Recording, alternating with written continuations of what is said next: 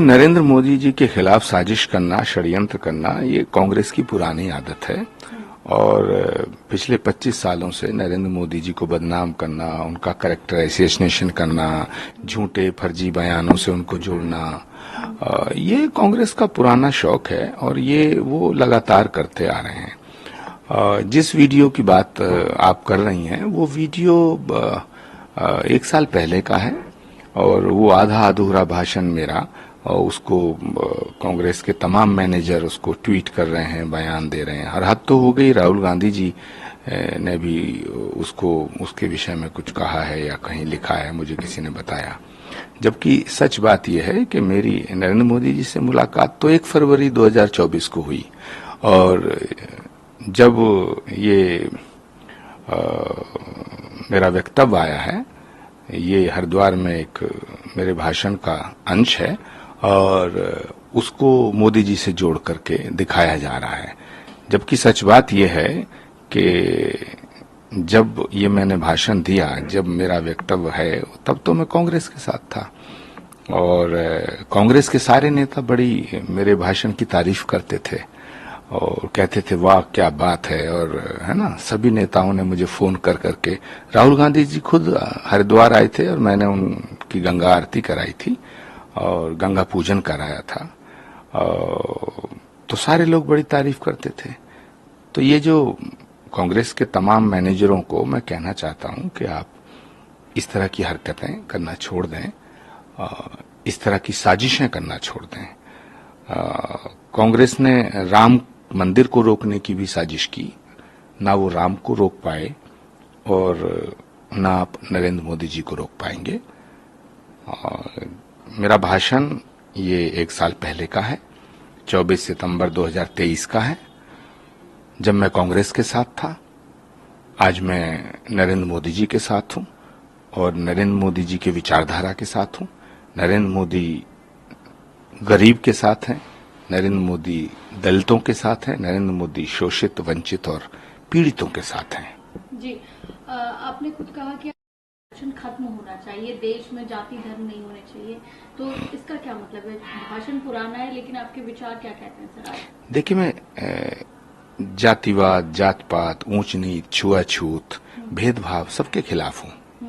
ये मेरा निजी मत है कि जो पीड़ित हैं, शोषित हैं, वंचित हैं, उनको ऊपर लाया जाना चाहिए। सबको एक समान, एक दृष्टि से देखना चाहिए। मैं तो महात्मा गांधी, भीमराव अंबेडकर साहब और महर्षि वाल्मीकि और संत रविदास जी को पढ़ा हूं और उनको पढ़ता हूं और उनको अपने जीवन में उतारने का प्रयास करता हूं।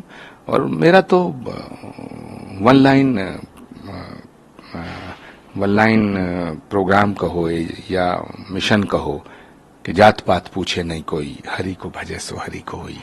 तो ये जो प्रोपेगेंडा, ये जो षड्यंत्र, ये जो राहुल गांधी जी की टीम कर रही है, इससे कोई फायदा होने वाला नहीं है, ये मैं कहना चाहता हूं। और उस बयान को, उस वक्तव्य को नरेंद्र मोदी जी से जोड़ना घोर निंदनीय है, गलत है। मैं उसकी निंदा करता हूं और वो भाषण, अगर उसको इस परिप्रेक्ष्य में भी देखो तो वो भाषण मेरा 1 साल पहले का है।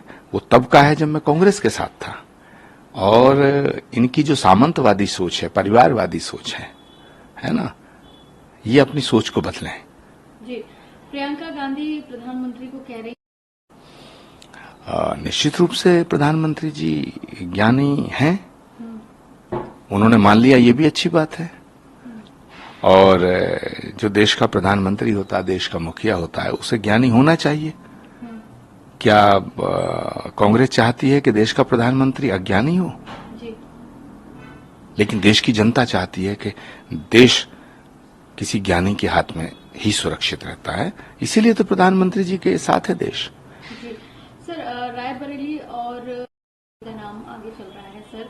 हालांकि फाइनल डिसीजन नहीं हो पाया, लेकिन सीईसी की बैठक में सभी सदस्यों ने इस पर सहमति जताई है कि अमेठी से राहुल गांधी और रायबरेली से प्रियंका गांधी को लड़वाया जाए। देखिए, पहली बात तो यह है कि कोई कहीं से भी लड़ सकता है, उसमें मुझे कोई दिक्कत नहीं है। लेकिन रायबरेली और अमेठी की जनता लीडर चाहती है, लीडर, रीडर नहीं चाहती। लीडर चाहती है। पिछले कई वर्षों से जो रायबरेली और अमेठी की जनता को वहां के मैनेजरों के हाथ में छोड़ दिया गया है, तो ये दुर्भाग्य का विषय है। लेकिन जहां तक सीईसी की बैठक का, तो कांग्रेस की वर्किंग कमेटी जो है वो नॉन वर्किंग कमेटी है। कांग्रेस में कोई सीईसी वीसी नहीं है। कांग्रेस में राहुल गांधी जी के चंद चाटुकार हैं, उन्हीं की चलती है। तो राहुल गांधी जी अगर चाहेंगे तो अमेठी लड़ेंगे, राहुल गांधी नहीं चाहेंगे नहीं लड़ेंगे। इसमें सीईसी की बैठक में ये हुआ, वर्किंग कमेटी में ये हुआ, वहां कोई वर्किंग कमेटी नहीं है, कोई सीईसी नहीं है।